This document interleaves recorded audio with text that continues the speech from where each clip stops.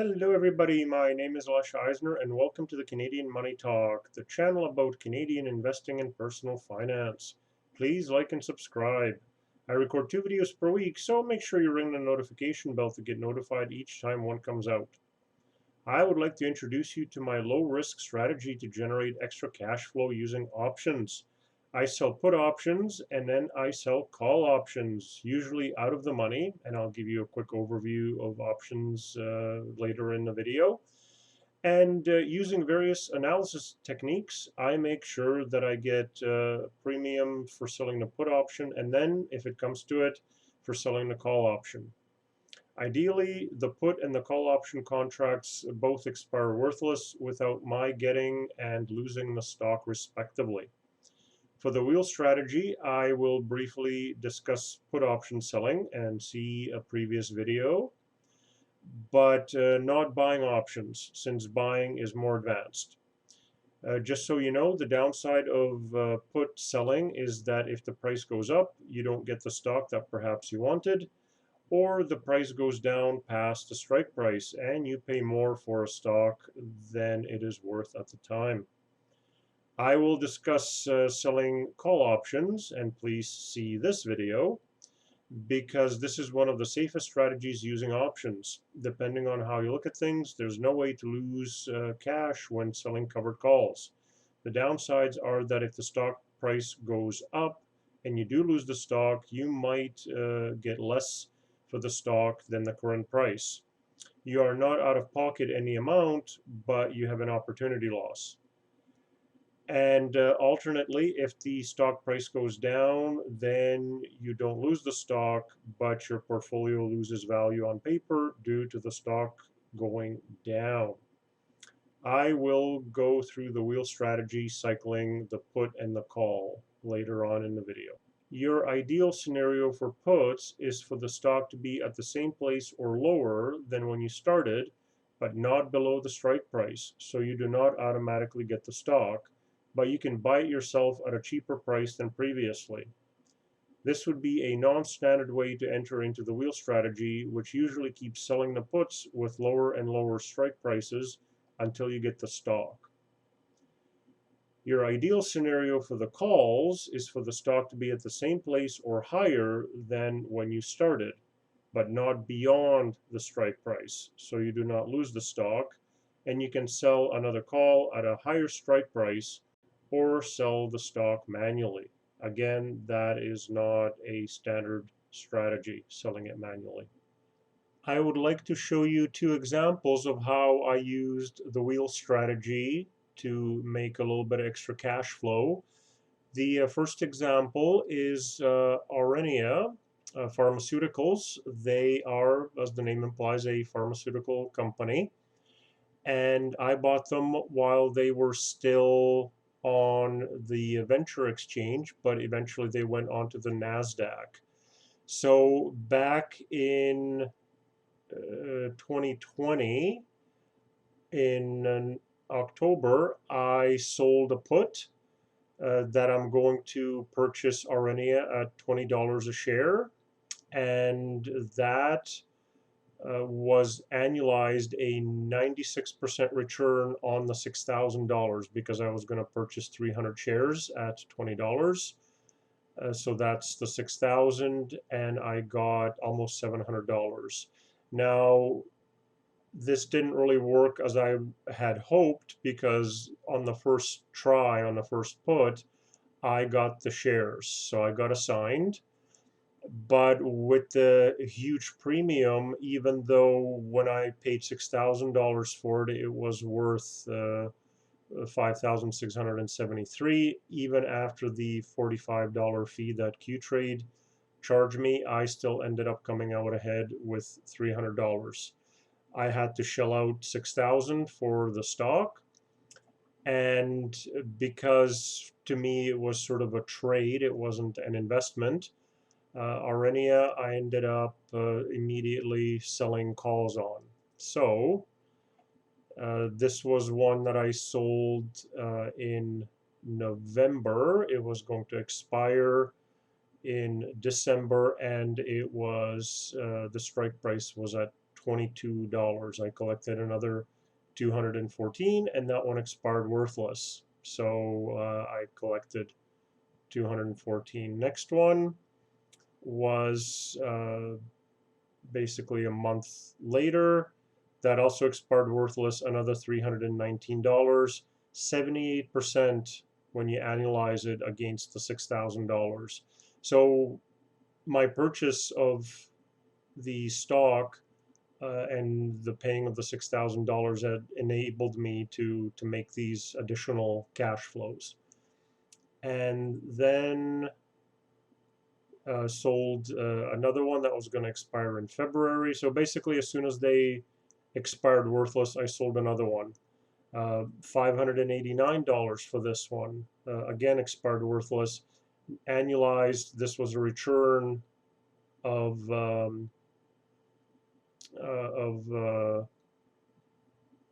well, this one was at 78%. So this was a very nice return. And then again, I did it again 3 weeks later, 589. The price sort of stayed in the neighborhood of where I got it, and so sold another one, $169. The volatility was becoming less, so the premiums were becoming less as well. And yet another one here. This is now in March of 23. The price had gone down, so I had to put the strike price at 20, but another $154, and the volatility had gone down, so now it was only a 16% return. And one more, this one now at $19 was the strike price, so the price had been going down, but I collected another $154, which annualized is 41. So that worked very well for me as far as getting me cash flow, even though the price of the shares themselves was sort of heading downwards. Did another one in June of 2021 that was at $20. That also expired worthless. And that's where I stopped because the price of the stock now seemed to be headed higher. So now remember, I got it for $20, and I stopped selling the calls because I thought the price of the stock itself is heading higher, and I will just sell the stock when I think it's gone up enough.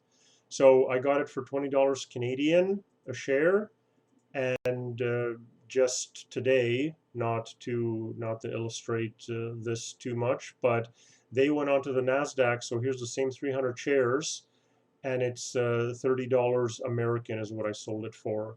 So that's close to a like a 90% profit off of this stock. So that was really a little bit of luck in that I stopped selling the calls when I sensed that the stock was turning around and coming back up.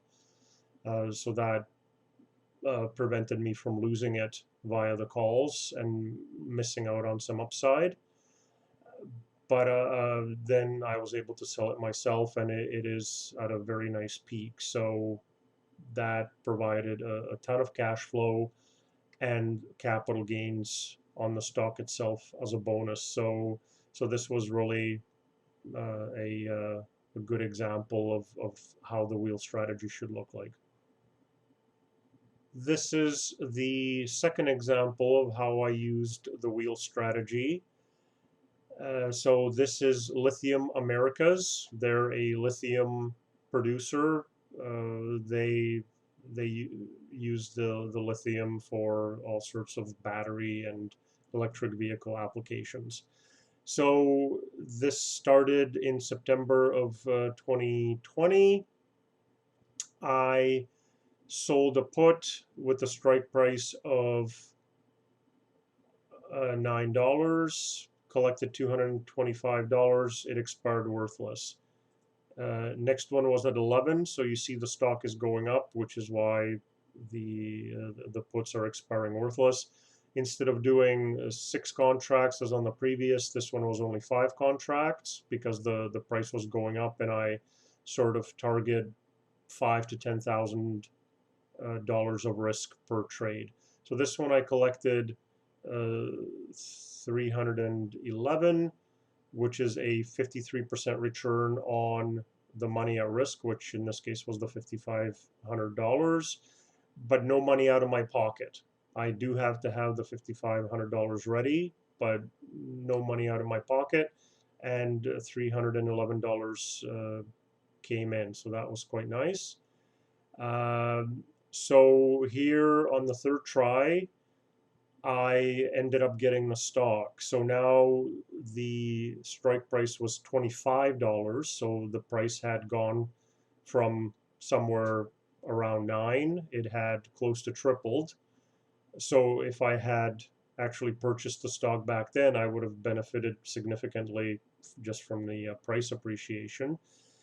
Here I only did 3 contracts because of the rise in price.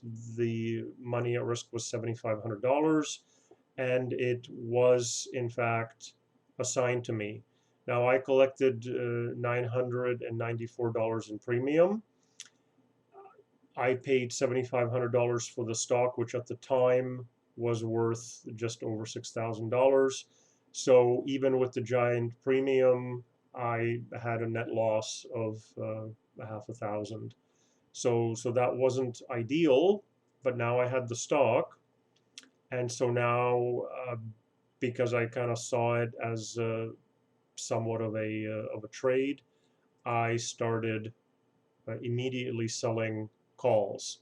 So the price was higher than this, but I sold the first one. The strike price was 24. $184 was what I collected. 45% is the annualized return. That one expired worthless. I still have the stock to this day, actually. And then did it again, 24. The volatility had gone down, so now the premium was very low. I normally try to avoid anywhere where the premium is less than $100, but I had the stock, and so I wasn't going to sell it normally, and so I was okay with the $79, 15% annualized return. That expired worthless, and so I did it again in June of 21, $124, and that's a 33% return. You notice now that the price had gone down. Now the strike price was at 19. I had the 300 shares, so I just kept working with that. So I was collecting the premiums, but at this point the share price was hurting me as it was going back down, and that was the last of it. And so I stopped selling the covered calls because I was feeling that the price was going to go back up, and indeed that is what happened. Here is, I still own it. Here's the 300 shares, which I got in at the $25 as I was showing you, but the price had gone up to 43. So now I have a trailing stop loss that the stock will automatically sell for me if it drops more than 5%, is what I set it at from a recent high. And so the stock is up 71% up for me. Again, it was just the analysis of the stock price movements where I saw that the stock was churning around from where it had gone down, and I stopped selling the covered calls, and I took advantage of the price appreciation. So I'm definitely going to be capital gain positive here. Plus, I collected all of the premiums, first from the 3 puts, and then from the additional covered calls. Even though as the premiums were getting less and less with the covered calls, I was starting to scratch my head. And then as the price started going back up, I got a lot more friendly and happy with it. So that's where that stands right now. So that is the second example of the wheel strategy. So those were 2 examples of the wheel strategy. I am not going to show you in this video the details of the analysis for the puts and the calls. I had linked to 2 other videos where I go through that in detail. What I do want to stress is that, as with any type of activity, it is a good idea to measure what results you're getting to make sure that you're actually getting positive returns, and that you don't get into sort of a gambler's point of view where you may not be making any money overall, but you remember the couple of wins. So that would be one. So I created a spreadsheet where I keep running totals, and I keep running cash flow, and uh, I keep a percentage of what my final gains are. I keep a record of what is expiring worthless, which statistically seems to be about 75%. So I'm beating that by a couple of percentage points. And so it's important to know, for example, the types of returns that you're getting and how many of them are expiring worthless. So I have statistics down here, what's expiring worthless and what's getting exercised, to maybe know what to avoid. So you can see here, for example, exercise returns. If I'm getting a high annualized return, those are the really volatile ones, and those are the ones to stay away from, because they very frequently get exercised, and I either get the shares or I lose the shares. While in the more reasonable return range, you get better results. So it's statistics like that for myself that I think is important if you're going to do the wheel strategy, or do anything with options. So I would strongly suggest that. This concludes my strategy on selling put options and then call options to generate cash flow, most of the time with no obligations, and the rest of the time getting a stock you want and increasing the cash flow it produces, since when I do lose the stock, I get an extra premium in cash upfront to sell the stock. I also sell the stock at a higher price than it was when I decided to sell it. That's the wheel strategy, which combines the put selling from a previous video and covered call selling from a more recent video. If you have any requests on what you'd like me to cover in future videos, please put that into the comment section. Please like, subscribe, ring the notification bell, and may you have a profitable day.